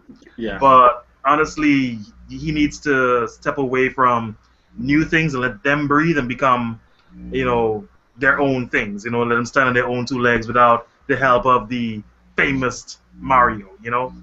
I think those Squid characters look awesome. I think they do. I use it as my icon. Exactly. Although that one looks a little deformed, but yeah, they need to stand. Splatoon needs to stand on its own. Let's see what a brand new IP from Nintendo and the Wii U can do without the help of any previously popular character. Let's see what happens. Mario needs to take a rest. He needs a vacation. Let's give him one. The man worked hard enough. Let's give him one. The man's been working for a lot of years, man. He's been fighting Kongs. He's been playing tennis. He's been, the dude's been everywhere. He needs to chill and let some other people get some shine. So thanks for the question, Grayson Young. Appreciate it. We got another one from you, and we're going to move to Jamie. And what do you think about Shulk? Oh my God! I'm so glad you called it. I'm super excited, super excited because I was a latecomer to Xenoblade. Actually, I didn't actually pick it up until Black Friday when I got it for relatively cheap at GameStop, and I was really engrossed in the game. So, after playing Xenoblade Chronicles, I was dead set on Shulk has to be in Smash Brothers, has to be. And then he gets in. And granted, the spoiler the other day, the leak was exciting in one time, but at the other point you're well, it would kind of nice to be surprised by Nintendo themselves. So, but then it did come out, and the trailer was awesome, and the reveals are awesome. Even the English trailer itself and the guest voice at the end of it, it's just it's so awesome. I can't wait to play it. Yeah, definitely. So yeah, I'm excited too. So I'm pretty sure everybody here echoes. I went from didn't care to he's I'm 90% sure I want to play as him. It looked awesome. That trailer was badass. Yeah, I'm gonna be making him definitely. All right, so I'm gonna actually take this one, and then we'll get to Terminator. And the question is, do you guys think that the new 3DS is like a prototype for whatever the new handheld would be to go with the whole Fusion idea? Yes, I think that they're testing out ideas. I think it's an investment. It's an investment for the future. They're testing out what's going to work, what doesn't work, and what they can do. The boosted CPU, how hot it gets, how the analog nub. I think they're testing a lot of things out. Nintendo, they're kind of backed into a certain wall. They're fine. Nintendo's fine, but at the same time, they got to try new things out. They're trying to win back the core gamer. Personally, to me, I think that the core gamer wants this. I think there's a lot of people. There's a lot of people that are vocal, but there's a lot of people that want this boost in power, and they want this second analog stick. And I know Japan wants that stuff. I know they're gonna buy this thing like crazy. This thing's it's going to just sell like gangbusters. So there's a lot of people that are against it, obviously, but I think there's a lot of people that say, oh man, I can play Xenoblade, on there, and this whole porting over and stuff that we can work with the PC, download, save, stuff like that. This type of stuff that's blending other things, they're definitely testing out stuff to be for the next handheld and fusion thing. So yeah, and that was from Blue Dog 5454. Thanks for the question, man. All right, Terminator, got a question for you. All right.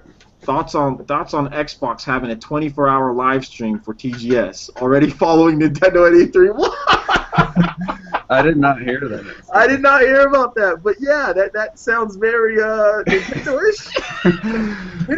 I predicted that's what happened. One of you guys did. Yeah, that was me. Okay. You and I, when we were talking about E3 predictions, but I just want to also Blue Dog 5454. He is also in my Mario Kart 8 tournament, known as Andrew, and he's leading with the most entries into my Bayonetta 2 giveaway. So I wanted to give him a shout out. Thanks for asking questions. Nice. I see a lot of my Mario Kart 8 people in the questions here, so that's really cool. But anyway, thoughts on Xbox One having a 24-hour live stream? Yeah, they know it worked for Nintendo, and they want in, and it's probably going to be hosted by Major Nelson. I mean, I just don't like that guy that much, but I'm sure he's going to be the host, and they pulled out of their conference at TGS. Microsoft, they're not going to have a conference, or I don't know if they ever officially announced it, but apparently they're not going to do one. Yeah, they announced it. Now they're doing a live stream, so that sounds pretty familiar. So I think they're like, man, we could save millions of dollars and still get all our. Yo, what are you talking about, man? That's completely revolutionary. Never before seen that. I don't know. Some people are going to be praising this. I don't want to get into that console war crap, but this is all of a sudden going to be genius. No, we're going to talk about the console war crap. No, this is going to be genius on IGN. Because these people act like the Xbox One is just doing so well, and that the Wii U is just so doomed, and that Nintendo never does anything. Some of them do, some of them don't. Don't get me wrong, but let's be honest here. Guys. There is a somewhat media bias against Nintendo. It's plain and simple, and these type of things kind of expose it at times. Like, if they do get praised for this type of stuff. I mean, people were bashing Nintendo left and right. It seemed like the only people that were excited about this were Nintendo fans. Everybody else was kind of like, this is stupid, this is horrible, it's going to be dumb, it's not going to work, they need to have a press conference. And then Microsoft and Sony go out there and dookie and just straight up just horrible. Just goose eggs, man. I mean, just personally for me, I didn't like either one. Microsoft's looked a lot better, though. But anyway. Sony's was terrible. But just to make another point here why they might be doing this, I'm looking at the updated sales charts week ending August 23rd. Xbox One in Japan or in Europe, one of its bigger markets, 12,000, and Wii U in Europe same week, 18,000. Almost. They're getting the PS4 is absolutely crushed, man. It's absolute, and this is what happens when you have 97% of the same games, and one system is stronger than the other system. This is what happens to you. Everybody just goes out and buys the PS4 and Diablo, the PS4 and Thief, the PS4 and Destiny. Like, except for Zen and T, they just both bought Xbox One. So. True, but Europe is just. I mean, I saw a report. It's like 6 times the demand in Germany. I mean, it's just one place, Germany. 6 times demand from the Wii, not the Xbox One, but from the Wii U. So there was more demand for the Wii U in Germany than the Xbox One. Microsoft is in trouble because they have the same games. That's the problem. They'll get some exclusives, but Yeah, I think they're just a little bit concerned. So I'm guessing they saw what Nintendo did and how Nintendo's kind of been turning around. They've been on the upward climb. Their sales have been going up. Microsoft's been going down. I think they're like, okay, we need to start doing something different. So I think third party even dominates more this gen than last gen. You know, I think third party, because these exclusive deals and this 1080p and the frame rate wars and the Sony just leads in all of it. You know what I'm saying? Like, it's this, the system apparently is easier to develop for, closer to PC architecture. Doesn't have to worry. It's stronger, and it has just this big install base that just continues growing and continues growing, and it has the superior multiplats. If I was Microsoft, I'd be very worried about that, because that's a problem for them. You know, that's a problem, and hopefully doing stuff like this is going to help them. But I don't know. But I'm looking forward to getting the Xbox One at some point. I want Scalebound, so. I'm supporting the underdog at this point. I just want to support the underdog, and just I don't like to follow trends. Like the PS4 is just almost like the trendy thing, and everyone's just buying it. So that almost makes me not want to get that and get the Xbox One instead. Well, it is. I mean, it is what it is. Sony did everything right, kind of. Not necessarily everything right as far as what I would like, but as far as PR and as far as making Nintendo and Microsoft look like idiots at times, like, even though it's not necessarily the case, but they did it at E3 2013. That almost kind of like sealed it, I guess. I don't know. So we're going to actually move to Jamie, and we have a question from Tessa Hammond. She is a freaking awesome Mario Kart driver. Oh yeah, she kicked our ass. If she raced on Wednesday or Thursday on Active Gamer Life, and she like dominated, just destroyed everybody. So yeah, so okay, yeah. So we're gonna answer this one, and then we're gonna answer one more from Active, and then we're gonna call it quits because it's getting pretty late on the East Coast for you guys. So yeah. So Tessa asks, have they announced the release date for Xenoblade Chronicles on new Nintendo 3DS yet? If not, when do you think it will release? Also, how long do you think localization will take, and do you think Europe and North America will get the game at the same time or not? Well, localization's already done, right? Pretty sure that game, it's already done. Yeah, they just have to port. Yeah, they just have to port, so they don't have to worry about a localization. Other than, like, as far as oh, there goes Jamie. They don't have to worry. They don't have to worry about an actual localization as far as voice acting and stuff goes. All they have to worry about is just getting the game over through ESRB and stuff like that. They haven't announced a release date, but I would guess that it would be a launch title. I think that would be a hell of a launch title, right? I'd say. Yeah. They gotta have some. You'd think they'd have to have some launch title. I don't know though. Maybe Smash. I just think Smash will be good enough, but it'd be a smart move to have that. Maybe they bundle it with Smash. You know, later, like for the North Americas and Europe's, like, hey, you can get this new. But in Japan, I wonder if that'll be out in time for the Japan launch in October. So. It not for Smash, because Smash is launching in September. I'm talking about Xenoblade. She's asking if that. Okay. When will that be released? Well, it's launching in October. So yeah, I don't know. Maybe they'll have it out. Maybe they won't. But I mean, if they do, that'll suck. If like they get to play it for that much longer than we do. Yeah. It's like, man, they get that Xenoblade on the portal. I mean, I have Xenoblade on the Wii U, so it's like whatever. But I play it on the Wii U through Wii mode. But yeah. Okay, so we got one more question here. Thanks for the question, Tessa. Keep kicking ass at Mario Kart. We got one more here from, I think it's from Active. No. Or is it from? No, it's from. Okay, we got one more from Tessa. Do you think Monolith Soft's new 3DS game, not Xenoblade, will be the new 3DS exclusive, or do you think it will be compatible with all the systems in the 3DS family? What do you guys think about that one? Open forum here. Last question. That's a tough call. I think I would think the new 3DS, or at least run optimize and run better on the new 3DS. They need that. Monolith Soft needs that power, don't they? Mm-hmm. Which is funny because the system's not even like super powerful. Or it's not that much. Yeah. Yeah. RAM. If it really has that much RAM, it helps with like the pop-in and textures and the open world setting. I'd say they probably it probably will be new 3DS exclusive. After all, you need to justify the redesign. You need to give people a reason to, stop being angry, even though their anger is understood, and just go out and get it. So a new game from Microsoft that's not Xenoblade could be that perfect, the perfect, patch for all of this, get people to forget about all the negative and just probably go out and buy the system. So yeah, I honestly believe that it will be one of those games that take advantage of the system's new power, and will be exclusive to that system.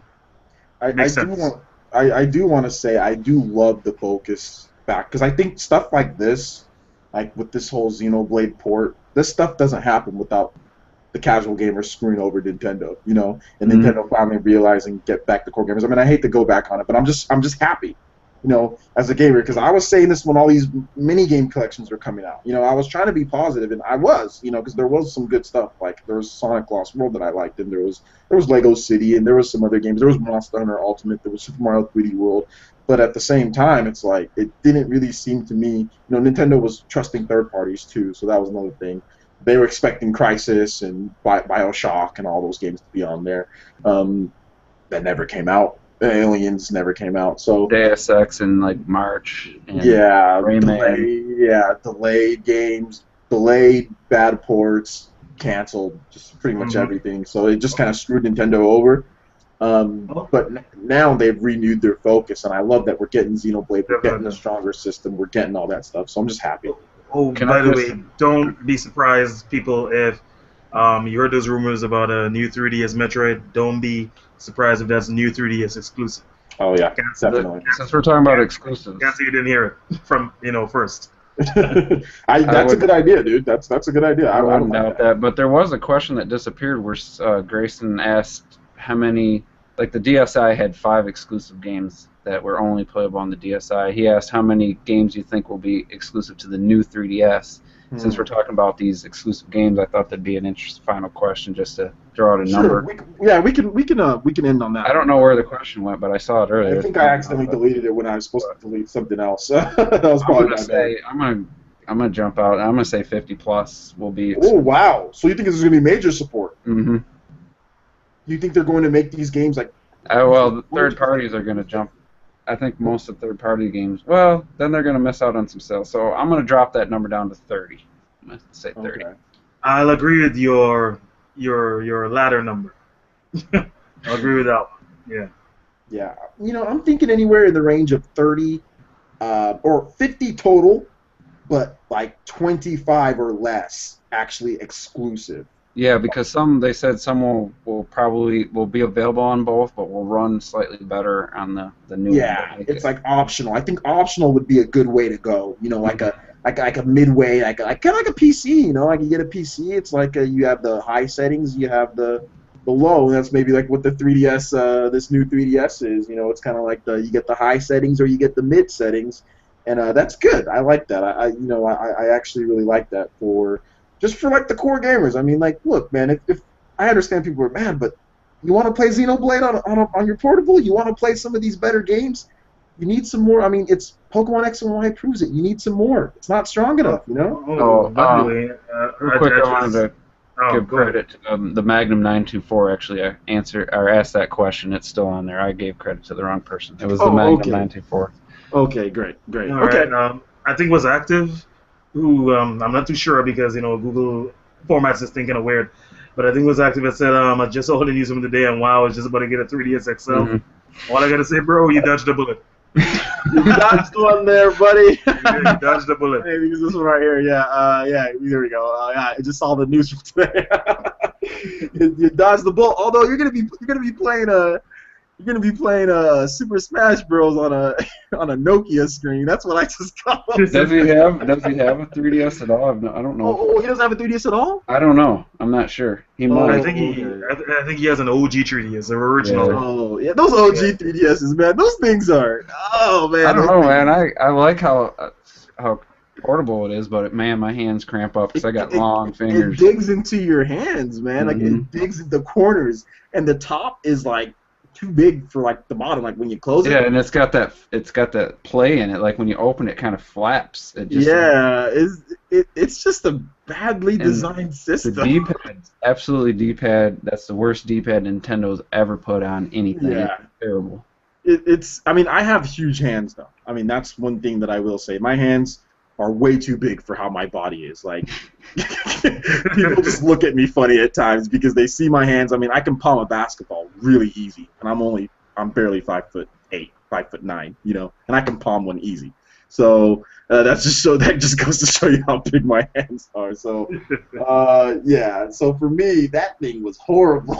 Yeah, Active says he's got the original. Oh, okay. Oh, look at Active. Your hands look kind of big too, bro. I know your hands are kind of big. Look like a man-child holding that thing. Man-child.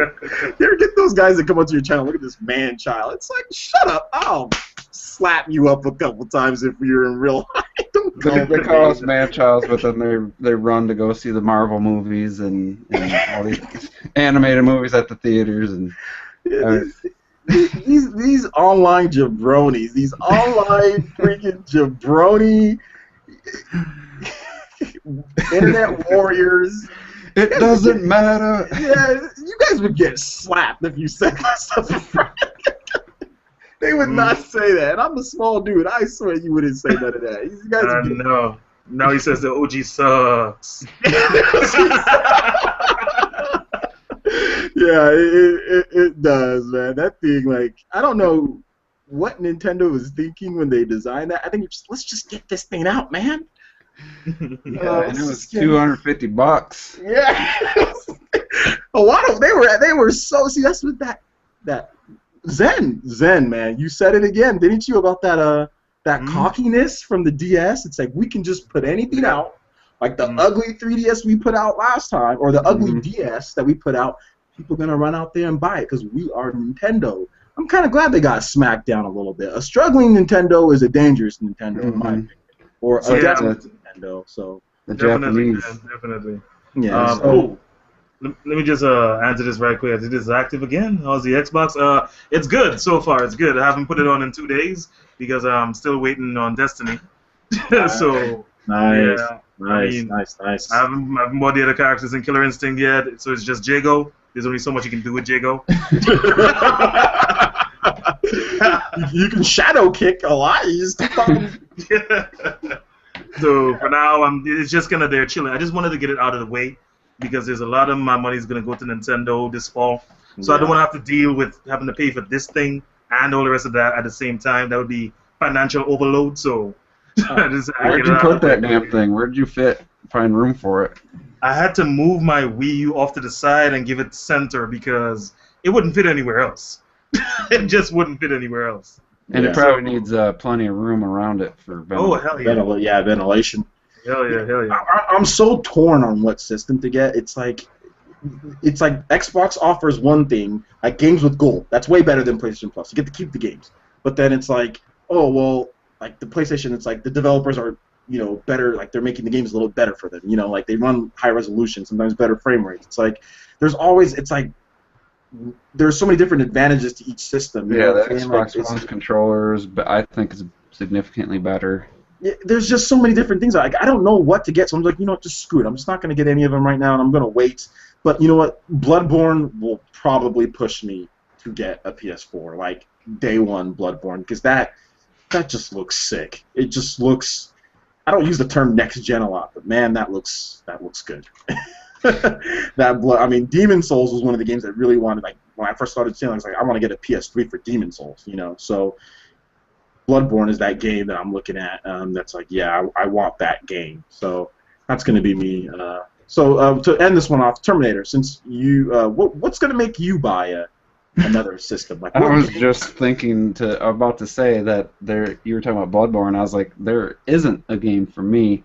Oh wow. For the PS4, because all the games that interest me, I can buy my nice PC sitting here. My nice mid tower. You got a PC. You got a PC. Yeah, and I can run. I'll be able to run them on high. Some games on ultra, depending on if they're optimized. And like Arkham Knight, PC. As long as it's not Ubisoft. Uplay is just absolutely worthless on the PC. I hate it. Yeah. So Destiny, if I want to get it, I'd get it on the PS3 or the PC for free online.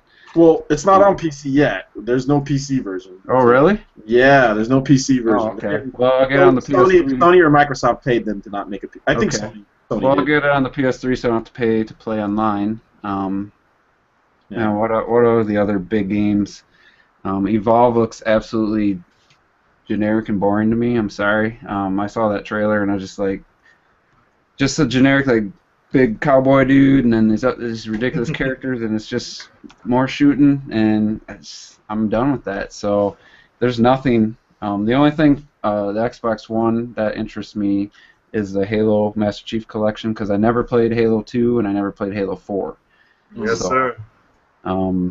I think I could get into that, and then Zen and T both got Xbox Ones, and this is a Me Too generation we live in. So I was like, man, now I think I gotta get one. But they kind of almost convinced. Dude, I was close. Zen, I was thinking about you guys. I was like, man, there's a Xbox One for $350 on Groupon right now. I'm like, yeah, and T got his for $360 out the door. All I can say, man, join us. Join us. So, you know what? Master Chief might make me do it. Like when it actually launches, like I gotta see my schedule with like Wii U, because like if Smash Bros. And if Bayonetta 2 dominates and if Smash Bros. Dominates, then I'll be honest, I'm not gonna play Master Chief a lot. That's true. Smash will be out. So, and the Mario Kart 8 DLC. Yeah, the Mario Kart 8 DLC too. Like that's going to be big. Like with Link and with the new tracks, and like I think the first one comes with F-Zero, right? You get the F-Zero track. Yeah, like that F-Zero track, and then the new DLC, and then Bayonetta has online multiplayer for free. Like, I know. I never played the original, so I got to go through the whole first game, however 20, 30, 40 hours that's going to take me, and then play the second one. It's going to take you anywhere from 15 to 20 hours the first time around, because you're going to, I mean, depending on what difficulty. I mean, if you play it on normal, you're probably going to take 15 hours or so. Once you get experience, you can probably beat it in less than 10 hours. But just going through the game's long. It's not a short game, and there's tons of references to classic arcade Sega games in there. It's just a fantastic game. I did a whole Let's Play of it. I'm gonna do another Let's Play of it because I feel like it, because I want to do Operation Platinum. But we're going to wrap this one up, guys. Unless Zen has something else to say. One more thing actually. You asked Terminator what it would take for him to get a new console. Someone asked me this a while ago, so I'll answer it here. I've got an Xbox One now. Wii U. What would it take for me to buy a PS4? When Sony gets Halo? Okay, no, just joking. PlayStation All Stars 2? No, hell no, man. Come I don't even want PlayStation All Stars. They'll just port PlayStation All Stars. When the PS4 gets into its RPG overload stride, the way the PS3 did, that's gonna be when. As for right now, Ni no Kuni remastered. You remaster something, remaster that, and then maybe sometime in 2015 you might get my money. But until then, I will not be paying money to await greatness. I'll get it when greatness gets there. I just don't know. I don't know if I want to spend $399 on two separate systems. Like, I gotta wait. One of them has to wait for a price drop. Yeah, and that's what I'm just trying to figure out. Like, which one is going to wait for the big price drop? I mean, I said it way back when Microsoft was having their DRM, issues with all of that, and people were just taking dumps in their head left and right. I said, hey, all of this aside, I'm angry about this, just like every other Xbox 360 owner in here who is a fan of that system. But if they show Halo, I'm done. I'm getting it. And then they did. And then they did the best thing they could possibly do, the MCC. So yeah, that's it. So I'm putting it right here, right now. Zengamer said, if they show Ni no Kuni remastered, he's getting a PS4. You're really gonna get a PS4 for Ni no Kuni remastered? I am, because I can't see myself getting a PS3 for it, because I don't want to go back. I'm not trying to be mean, man, but I don't know if that game is even remastered. Like,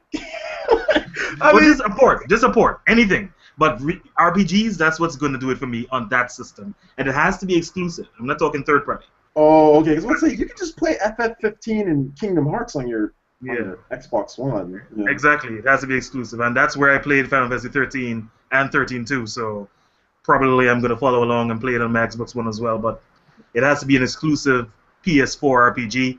That's what's going to get me to get the console. I'm not really interested in anything that's there right now. That's not going gonna to be spend that tough, money. Zen. That's going Yeah, to be tough. I mean, if you're you're not not gonna interested in spend it. Bloodborne, because Bloodborne is that RPG, although it's kind of Western focused, but then it's not. It's like the looks like it, but then when you actually get into the deep mechanics of the game, it's more of a Japanese style. I will continue to watch it. I'll keep my eyes on it, but it Yeah. hasn't completely sold me yet. Did you like Demon Souls or Dark Souls? Nope.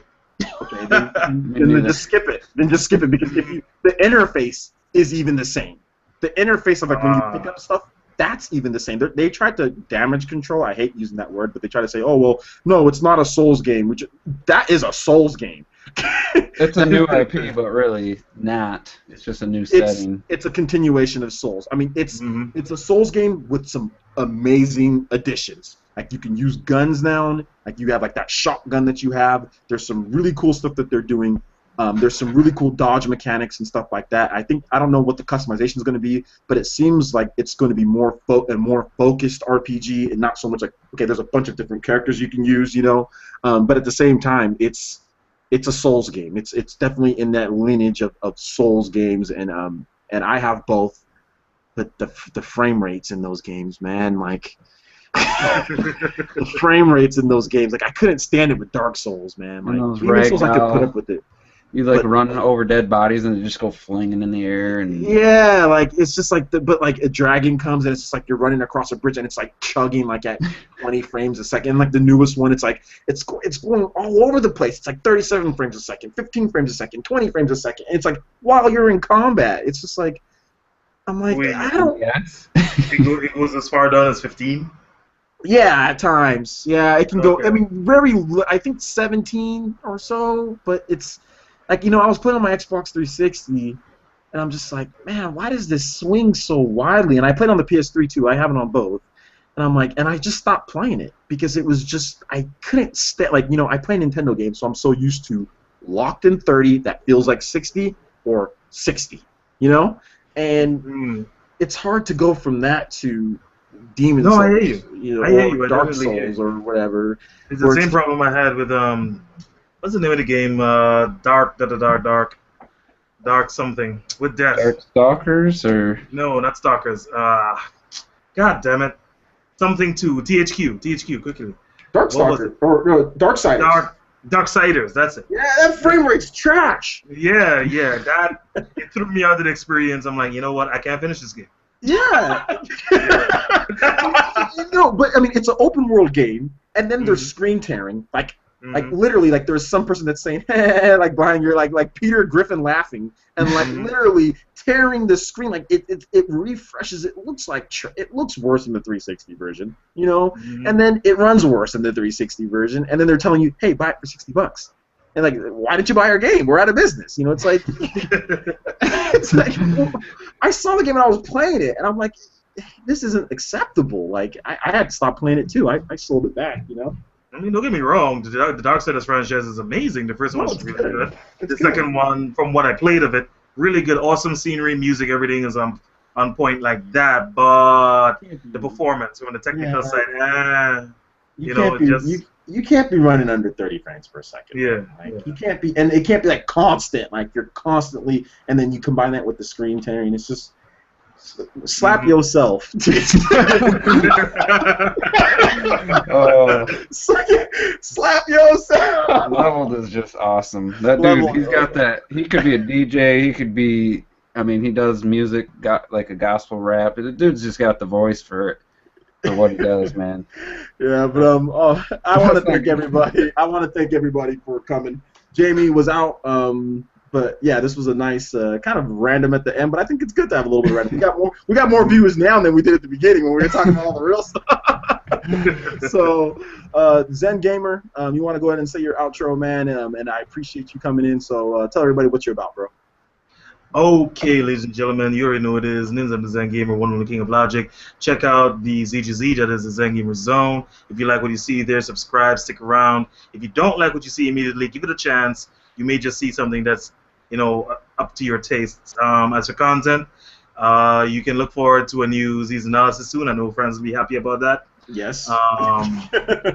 It's going to be taking just a slightly different twist or turn of production, should I say. Take your time. It right now.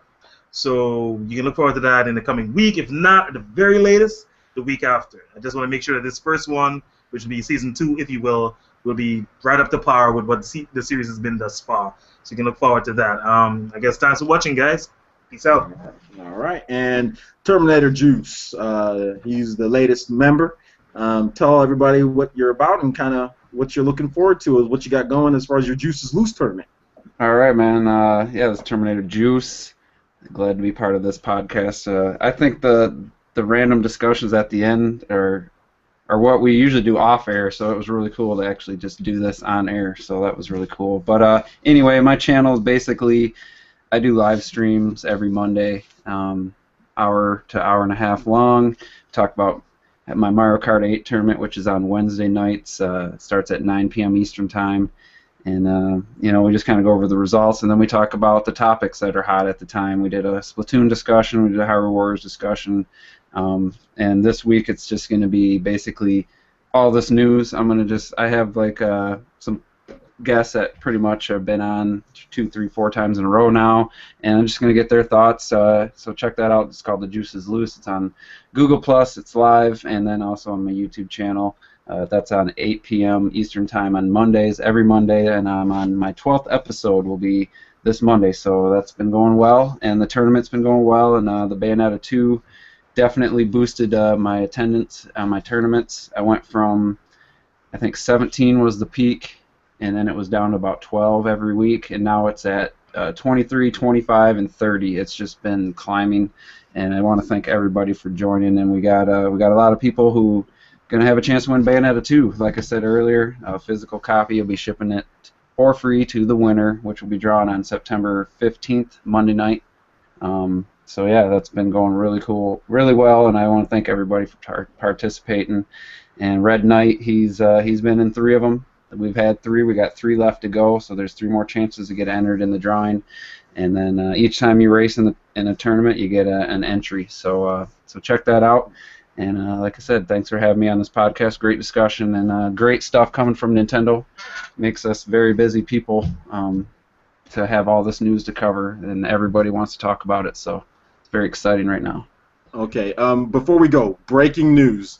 Amiibo is trashing Amazon's bestsellers right now. You've got 11 Amiibos. Link is in the Amazon's bestsellers for pre-orders. Link is number 2, Samus is number 5, Mario's number 7, Pikachu's number 8, Fox is number 9, Marth is number 10, Yoshi's number 12, Kirby's number 13, Peach is number 15, Donkey Kong is number 16, the Villager is number 17. And no Zelda. Yeah. I forgot to bring that up with Zen. There's no Zelda yet. Damn you, Nintendo! It'll be in the second wave with like Kid Icarus. But if anybody thought that these Amiibos weren't going to be successful, damn, I gotta go pre-order. Nintendo is going to make a ton of money off of it. They might make more money off this than actually releasing like a AAA game, because this is crazy. That's a lot of Amiibos at $12.99. It doesn't cost them $12.99 to make those things and package them up. I can tell you that right now. What are they listening to? Like the toys or something?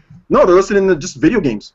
Best-selling products. They're with like the Amazon, the $20. Yeah, I'm on Amazon's best-selling. I don't see any of the Amiibos on where I'm looking, but if you go on Player Essence, and if you go to the article that the Alpha Omega Sin video that's at the very top of the page, a really popular. She's actually pretty popular. She runs a couple different Wii U forums. Her name is or I can't pronounce her name very good, but it's PWERLD. Oh, it's probably P. Whirly Amy. Yeah, there we go. Yeah, she has she's pretty popular. She has like 3,700 subs. She's going on 4,000 on her YouTube, and she actually runs the Wii U forums. She actually linked that on there, so thank you so much. Yeah, so she linked that to me. So Nintendo's doing some work with some Amiibos there. But anyway, thanks for everybody for watching, and I appreciate it. This is Francis. Make sure you check out playeressence.com for all your news, reviews, trailers, tips, and tricks. Plenty of good stuff, and of course, content from across the PE network and the gamers at large. Go subscribe to those guys and buy Bayonetta 2, Operation Platinum. Let's get it done, guys. All right, thanks for watching. We'll see you guys for the next one. See ya. See ya.